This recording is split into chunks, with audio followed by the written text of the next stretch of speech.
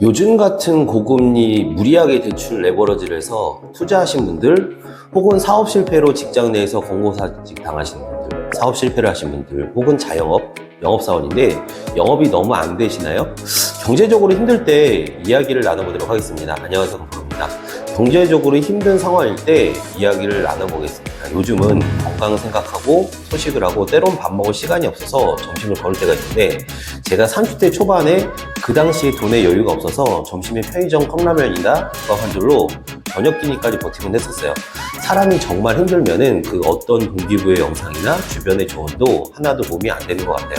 제가 30대 초반에 신불자였을 때 그 당시 저는 밥 먹을 돈도 없어서 지하철 움직이는 비용, 하루 점심밥값, 그렇게 영업을 다녔거든요. 통장 자동이체 이자 비용이랑 통신료가 빠져나가면 처리가 안 되니까 현금으로 찾아서 다이어리 넣고 다니고 하루에 5,000원에서 최대 1만 원으로 생활했던 기억이 납니다.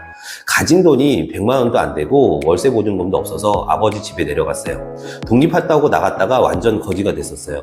내가 돈 때문에 코너에 몰 때 사람이 가장 죽고 싶다는 생각도 알아요. 다른 것보다 돈이 가장 죽음과 가까이 사람을 몰아간다 한다는 것도 알고, 그러면서 이제 되게 힘들고 막 이럴 때 있었거든요. 근데 그때 제가 뭘 했냐면요, 계속 책 읽고 공부하면서 하다 보니까 그 느낌이 오더라고요.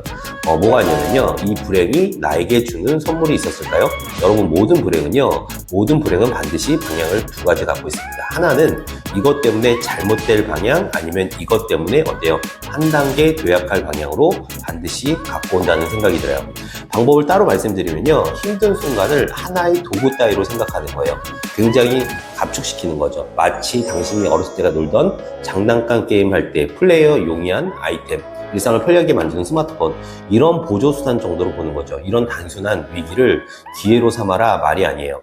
이 문장은 뭔가 힘든 상황을 내가 주도적으로 가진 것처럼 보이잖아요. 하지만 인생의 주인공은 나니까 다른 모든 사건이나 사람들을 그냥 당신을 위해서 움직이는 것뿐입니다. 절대 나를 죽일 수가 없어요. 왜냐면 도구 따위가 뭔 힘이 있다고 스마트폰이 나를 죽일 수 있나요?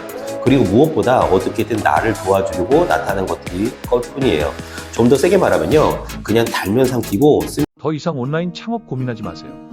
건프로 TV가 온라인 창업과 관련한 모든 것, 오프라인 세미나를 통해 알려드리고 있습니다.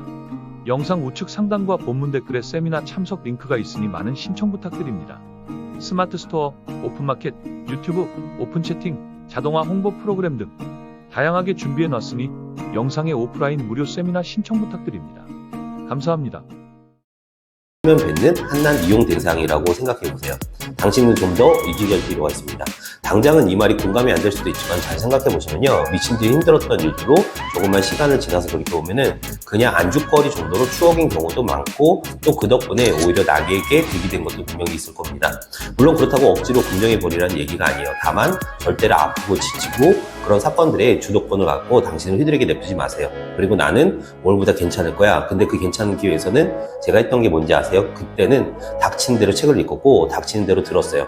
돈 없고 서럽고 눈물 날 때는 반드시 책을 보는 것밖에 방법이 없었어요. 공부를 하는 게 무슨 이유일까요? 그 미래를 사는 거죠. 미래의 꿈을 위해서. 그래서 저는 지금도 많이 불안하고 슬프고 힘들면은 공부를 해요. 왠지 아세요? 비참한 오늘을 살지 않는 방법은 미래를 사는 방법을 선택하는 거예요. 공부가 뭐예요? 미래를 사는 방법이에요. 여러분, 제가 뭐 하기 좋아서 한다고 절대 생각하시면 안 돼요. 하다 보면 습관이 되고요. 인생의 고생과 고통은 정해져 있다는 가설을 저는 믿거든요. 고생 총량의 법칙. 너무 하기 싫어, 너무 스트레스 받아, 솔직히 말씀드릴게요. 하지만 습관이 돼서 이제 안 하면 불안합니다. 공부라는 게 어떤 건지 아십니까? 자꾸 공부해서 새로운 걸 도전하고 무언가를 해보잖아요. 그럼 어때요? 나에 대한 용기가 나기 시작하고요. 자존심, 자존감, 자신감이 올라갑니다. 자존감과 자신감이 올라가요. 여러분은 제대로 한 번 더 살면서 우리는 나에 대한 용기를 내본 적이 별로 없으세요. 근데 금방은 안 돼요. 원래 돈이라는 게 여러분 기초가 있고 그 기초 다가 채워져야 돼요. 그 다음부터 조금씩 돈이 벌리죠. 제가 연봉이 높아진 게 몇 년 안 됐다니까요. 7년 전에 지금 연봉에 한참 못 미쳤어요.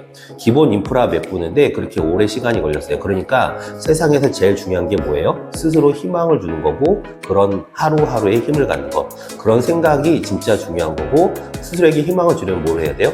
책을 안 읽으면 희망을 못 줘요. 자꾸 절망이 와요. 바로 인생은 선물이라는 사실을 기억하는 거예요. 비용을 지불하면 원하는 물건을 갖게 되는 것처럼 힘든 일이라는 값을 치르면 그 다음에 내가 바라는 결과를 반드시 얻게 일어난다.